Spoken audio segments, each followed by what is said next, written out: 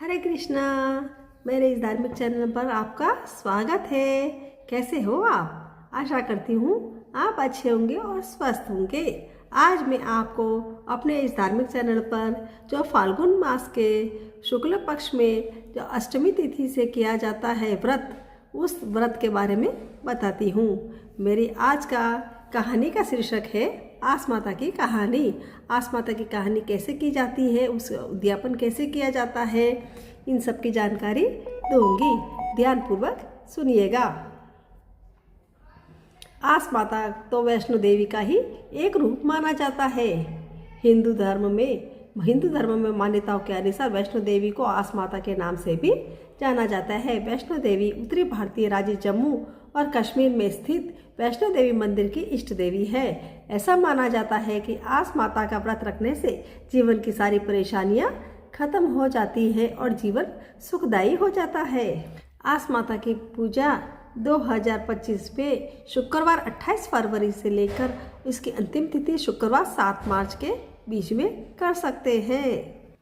आस माता के व्रत की पूजा विधि इस प्रकार है। फाल्गुन मास के शुक्ल पक्ष की प्रतिपदा तिथि से सप्तमी तिथि के बीच कभी भी व्रत को रख सकते हैं। जो व्रत करने वाले होते हैं वे इस दिनों में एक दिन व्रत रखना चाहिए। इस व्रत के दिन कच्चा सूत को 8 धागे का डोरा लेना चाहिए। फिर 8 गांठ लगाकर उस गांठ वाले धागे को रंग से रंगना चाहिए। लकड़ी की पटरी पर जल का लोटा रखकर लोटे पर स्वास्तिक का चिन्ह बनाना चाहिए। लकड़ी के पाटे पर भी स्वास्तिक का चिन्ह बनाना चाहिए। डोरा और 7 गेहूं हाथ में लेने के बाद कहानी को सुनना चाहिए। कहानी को सुनने के बाद डोरा और गेहूं के आका वहीं पर चढ़ा देने चाहिए। भगवान सूर्य नारायण देव जी को अर्घ्य अर्पण करना चाहिए। व्रत करने वाले को एक धान का भोजन करना चाहिए।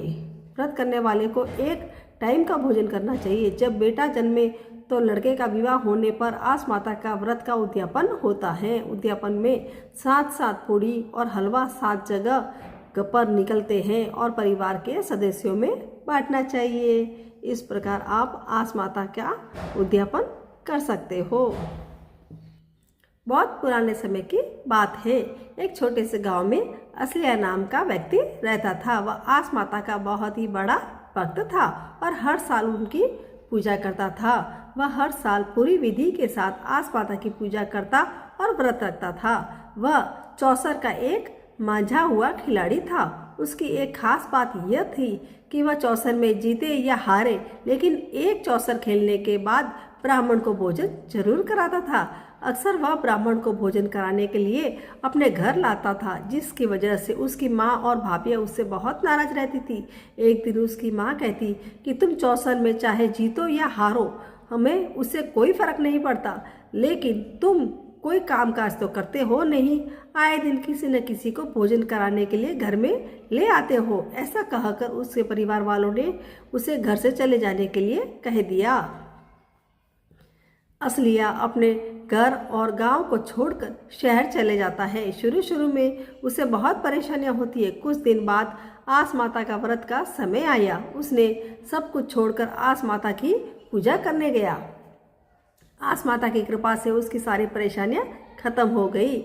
चौसर के खेल में वह शहर में भी प्रसिद्ध हो गया। उसके पास धन दौलत की कोई कमी नहीं रही। उसके चौसर के खेल की प्रतिभा के बारे में जानकर वहां के राजा ने उसे चौसर खेलने के लिए अपने महल में बुलाया। राजा और असलिया के बीच में चौसर का खेल शुरू हो गया। राजा उस खेल में असलिया से हार गया। राजा उसके खेल से बहुत प्रभावित होते हो और अपनी बेटी का विवाह उसके साथ कर दिया। उसके बाद वह उस राज्य का उत्तराधिकारी बन जाता है। उधर उसके गांव में उसका घर छोड़ने के बाद से ही बहुत सारी परेशानियां आने लगी। उसके परिवार वाले खाने पीने के लिए भी तरसने लगे। भूख प्यास से दुखी होकर भटकते हुए वह उस शहर में पहुंच जाते हैं जहां असलिया राजा बन चुका था। शहर पहुंचने के बाद उसने असलिया के बारे में बात करते हुए लोगों की से सुना। लोग बोल रहे थे असलिया हर रोज ब्राह्मण को भोजन कराता है और उसके जैसा चौसर कोई नहीं खेल सकता। यह सब बातें सुनने के बाद उन्हें असलिया की याद आ जाती है। अपनी भूख मिटाने के लिए फिर से सभी राजा के महल पहुंच जाते हैं। उस दिन राजा स्वयं ही अपने हाथों से भोजन परोस रहे होते हैं। तभी उन्होंने अपने परिवार वालों को देखा। उसे देखकर असलिया भी आंखों में आंसू आ जाते हैं। वह अपने परिवार वालों के सभी लोगों से मिलता है। तब उसके परिवार वाले उससे के किए ऊपर बहुत ही शर्मिंदा होते हैं। असलिया से क्षमा मांगते हैं। असलिया उसने कहता है कि मैंने आपकी बातों का कभी बुरा नहीं माना। जो आपने किया वह आपकी करनी थी और जो मैंने किया वह मेरा कर्म था। आज मुझे जो कुछ भी मिला है वह सब आस माता की कृपा से ही मिला है। उसके बाद असलिया अपने परिवार वालों को उसी महल में रख लेता है और बड़े सुख से राज्य करने लगता है। फिर सभी लोग मिलकर आस माता का व्रत व पूजा करते हैं। आस माता की पूजा विधि इस प्रकार है।